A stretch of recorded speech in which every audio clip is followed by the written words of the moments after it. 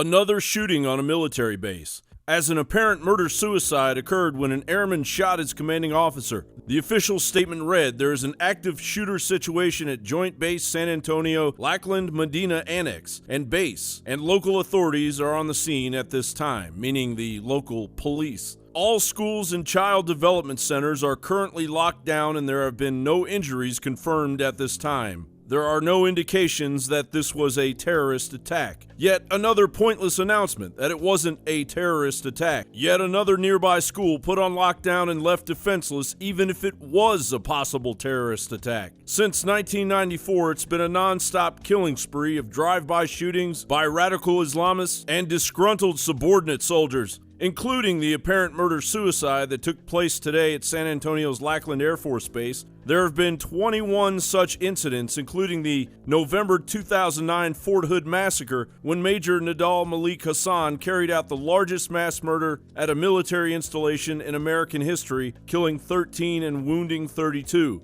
So which New World Order puppet got us into this situation? According to the Washington Times, one of the first things Bill Clinton did upon taking office in 1993 was to disarm U.S. soldiers on military bases. So, in March 1993, the Army imposed regulations forbidding military personnel from carrying their personal firearms and making it almost impossible for commanders to issue firearms to soldiers in the U.S. for personal protection. For the most part, only military police regularly carry firearms on base, and their presence is stretched thin by high demand for MPs in war zones.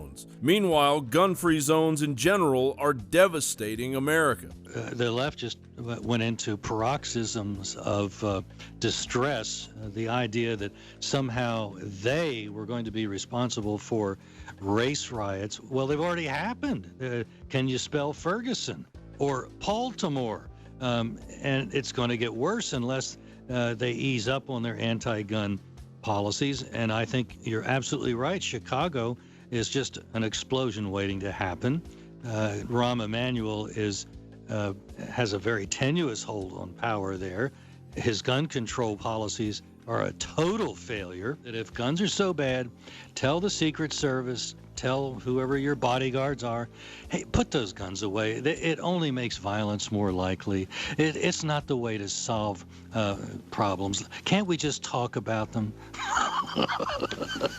And that's okay for you and me when they're talking to us, but they obviously don't believe that because they don't put that into practice. These people are just really too much. Reiterating the call to keep the bases gun-free zones. Well, that's really ignorant. That is making policy out of wishes and unicorns and other fairy tales rather than looking at what has actually happened, that all of our mass murders, save a couple since 1950, have occurred in gun-free zones. And yet we've got men, I guess women too, that have been in charge of training and leading people in battle, and yet they are so afraid of guns that they don't think that an E1 should have a firearm on a military base. Really? 13 people killed, including a pregnant soldier, and 32 shot, none of whom received the Purple Heart or any of the additional veterans' medical and financial benefits given those wounded or killed in war, because the military, to the outrage of the victims, has apparently deemed this workplace violence.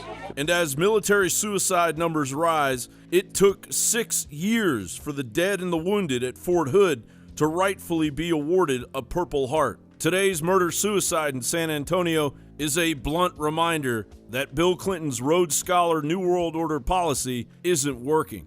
John Bound for Infowars.com.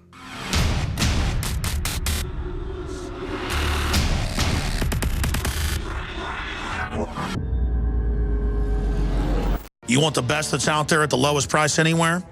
Well, we're bringing you a total win-win. The ultimate value, cutting-edge, trailblazing game changer that also supports the InfoWar. We have produced a limited run of DNA Force, and it will take up to 12 weeks to produce more once we sell out. Secure your DNA Force today at InfoWarsLife.com or call toll-free 888-253-3139. DNA Force from InfoWars Life.